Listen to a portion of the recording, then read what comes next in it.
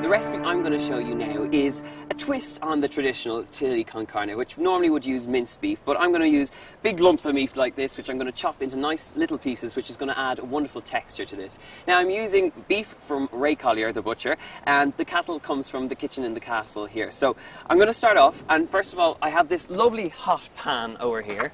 So I'm going to add in some veggies. I've got some onion with a little bit of garlic, I've got some celery, some carrots, some peppers, and I'm going to get them fried off, sweated down until they're nice and tender. When they're nice and tender, we're going to add in some wonderful spice which will form the basis of this beautiful chili con carne. So I'm going to get it started.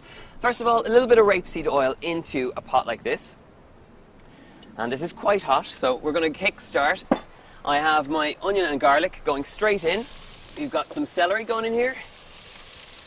A little bit of red pepper. And some lovely carrots. And I've just diced them all nice and finely so they'll cook at the same time. Now I'm just going to give that a good stir, and basically what I'm looking for is that all the veggies are nice and tender and they've softened down. We're going to add in our spices. I have a little bit of paprika. About 1 teaspoon of paprika goes in here. And you can be generous with your spices. A little bit extra. We've got our paprika, we've got 1 teaspoon of cumin, which adds a wonderful kind of earthy flavour in here. So a teaspoon of the cumin in there.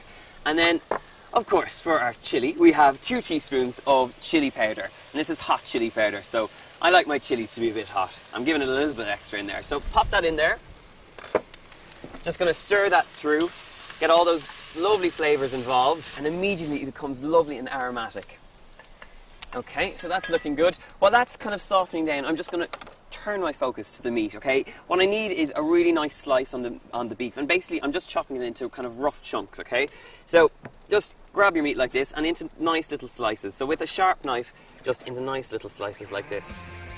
And it is important that you cut it quite thin because you don't want big lumps of meat. You can use actually cheaper cuts of meat on this one as well because you're cooking it for a kind of slow time and there's a lot of liquid involved. It'll become quite nice and tender, so don't worry about any particular cut of meat.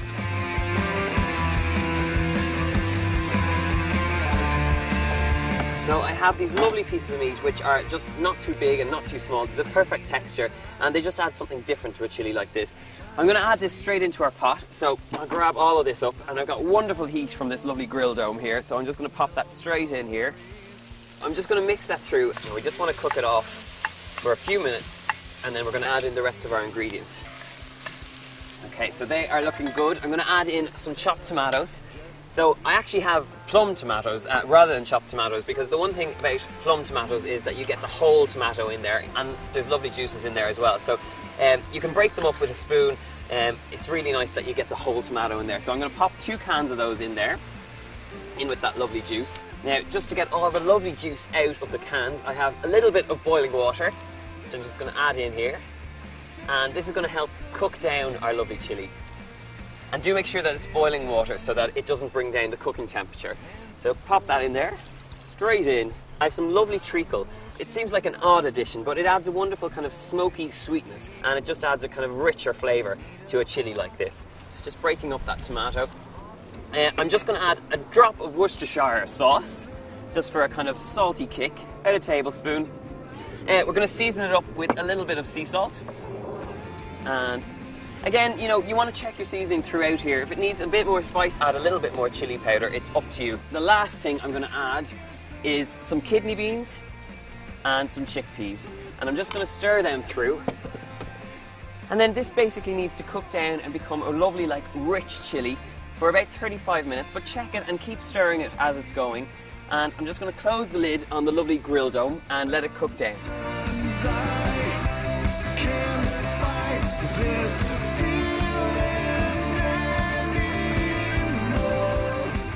Have a look at this lovely meaty chili. All that steam is up in the air, and as you can see, it's cooked down. It's become a kind of rich and thick meaty chili. So this is ready to serve. Now I have a few little additions that I'm going to serve it with. I have some coriander and a little bit of creme fraiche. So I'll just transfer this over. Straight out of the grill dome. A nice hearty helping of this beautiful warm chili. Oh, this is perfect cold weather food. So I'm just going to finish it with a tiny little bit of creme fraiche, and because this is quite spicy, the creme fraiche is just going to add a nice kind of freshness to it and just kind of cool it down a little bit. So a nice dollop of creme fraiche on the top like that.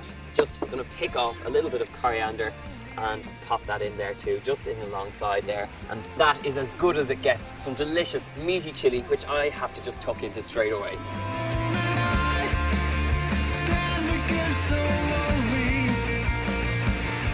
Sometimes